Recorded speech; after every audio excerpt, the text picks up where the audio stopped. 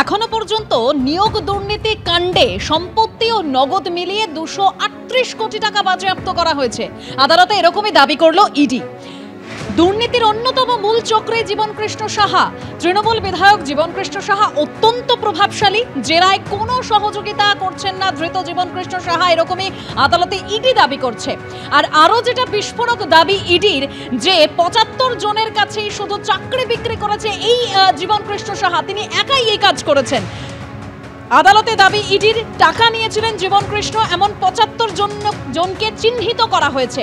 আদালতে ইডি ঠিক কি দাবি করলো আর আরো বিস্তারিত আপনাদের সামনে রাখবো। আমার সঙ্গে এই মুহূর্তে রয়েছেন আমাদের প্রতিনিধি পার্থপ্রতিম ঘোষ। পার্থ, আদালতে ঠিক কি দাবি করলো ইডি?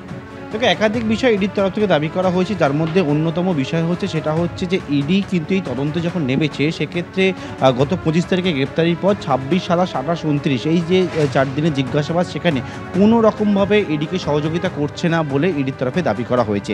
সেক্ষেত্রে আরও যে বিষয় উল্লেখ করা হয়েছে যে নিয়োগ দুর্নীতি তদন্তে নেবে এখনও পর্যন্ত তারা যে সম্পত্তি অ্যাটাচ করেছে সেটা হচ্ছে 238 কোটি টাকা। পাশাপাশি তারা যে বিষয়টা দেখছেন যে গত 25 তারিখে দেখেছো, সেক্ষেত্রে ইডির তরফ থেকে দাবি করা হয়েছিল প্রায় 7 জনের তালিকা দেওয়া হয়েছিল যাদের কাছ থেকে জীবনকৃষ্ণ সাহা টাকা নিয়েছিল, কিন্তু মাত্র কয়েকদিনের মধ্যে দেখা গেল 7 থেকে সংখ্যাটা গিয়ে দাঁড়িয়েছে 75 জন।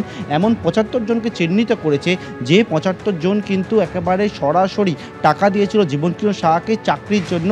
এই সমস্ত বিষয়গুলো উল্লেখ করা হয়েছে এবং ইডি জানাচ্ছে যে তার এবং তার স্ত্রীর অ্যাকাউন্ট যেমন নজরের মধ্যে রয়েছে, তার আত্মীয় পরিজনদের অ্যাকাউন্ট, এছাড়া তাদের সম্পত্তি সবটাই এখন ইডি স্ক্যানারের মধ্যে রয়েছে এবং সেই সব কিছু থেকে জানার চেষ্টা করছে এই মানি ট্রেলটা ঠিক কোন জায়গা থেকে রয়েছে এবং কোথা থেকে টাকা কোথায় গিয়েছে।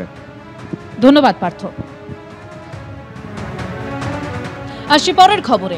এবার ডাক্তারের যে সংরক্ষিত আসন সেখানে ভর্তিতে ভুয়ো সার্টিফিকেট দেওয়া হয়েছে বলে এই অভিযোগ সামনে আসছে এবং যে অভিযোগ পাওয়া যাচ্ছে তফসিলি উপজাতি সংরক্ষিত আসনে ভুয়ো সার্টিফিকেট জমা দেওয়া হয়েছে।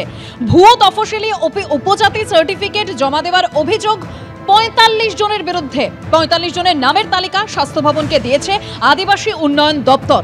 স্বাস্থ্য দপ্তরকে তদন্ত করে আইনি পদক্ষেপ করতে বলল আদিবাসী উন্নয়ন দপ্তর। 45 জনের নাম সহ অভিযোগ তোলে রাজ্য তফসিলি উপজাতি কল্যাণ সমিতি। অভিযোগের ভিত্তিতে স্বাস্থ্য দপ্তরকে তদন্ত করতে বলল আদিবাসী উন্নয়ন দপ্তর। ভর্তির প্রক্রিয়া চলছে, অভিযোগ খতিয়ে দেখা হবে, জানিয়েছে স্বাস্থ্য দপ্তর।